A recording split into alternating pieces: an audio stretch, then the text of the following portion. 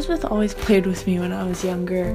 One vivid memory that really always sticks with me was she used to tuck me in at night and she used to make voices for my stuffed animals, and she had a big imagination. You could tell just by the way she made those voices, and she came up with ideas for games to help entertain me or to entertain herself sometimes too. And to me that just shows her love. She just loves to have fun and her joy, and before she was sick she could always do that. She could always have fun with me and she could always play games with me, whether it was outside, inside, wherever it was. But once Elizabeth got sick, it was a little bit tougher. She was always tired or she wasn't feeling good, but she still made the time to have fun with me. And for that, I'm always going to be grateful, because they're some of the greatest memories that I hold. And I mean, it was simple. Well, sometimes we'd play Clue, or we'd do a puzzle, or we'd make cards together. It didn't really matter what we did. It was just spending time with one another that was really important to her, and it was really important to me as well.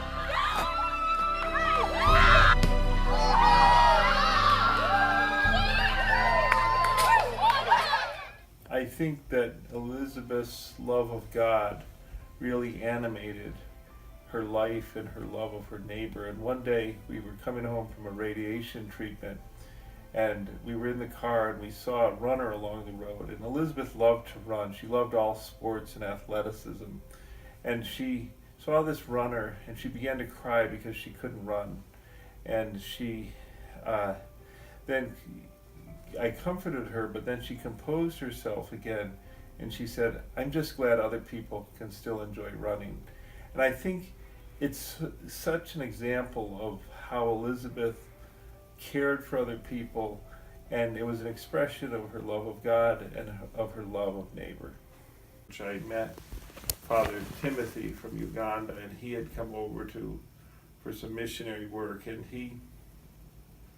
I met him and I told him about my daughter Elizabeth, and he was very moved by the story of Elizabeth, and we got to know each other. And then he and I both, I think, came to the idea that we might want to do something in Uganda in Elizabeth's memory.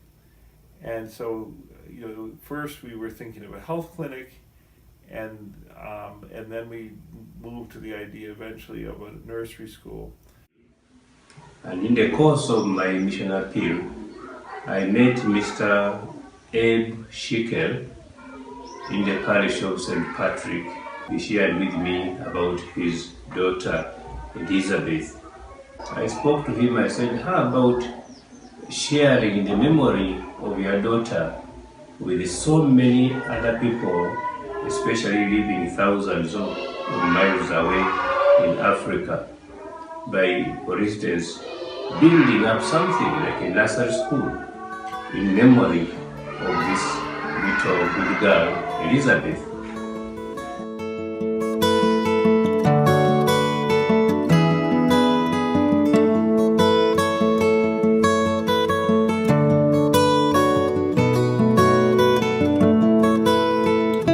So there are already 3 classrooms built. 2 classrooms and 1 office where we've been, and right now we are entering into middle class. This is middle class. Nice little children.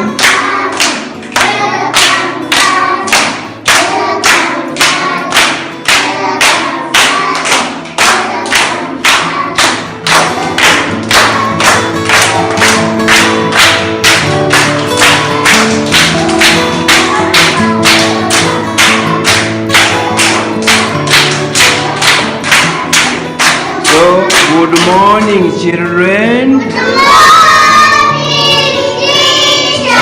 How are you, children? We are alright, thank you, teacher.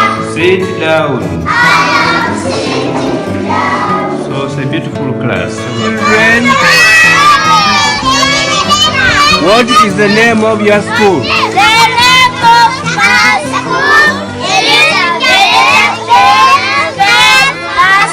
school is Elizabeth Schickel Nursery School.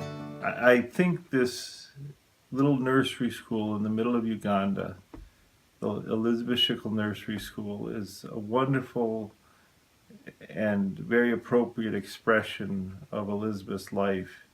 She was a girl who loved God and loved her neighbor.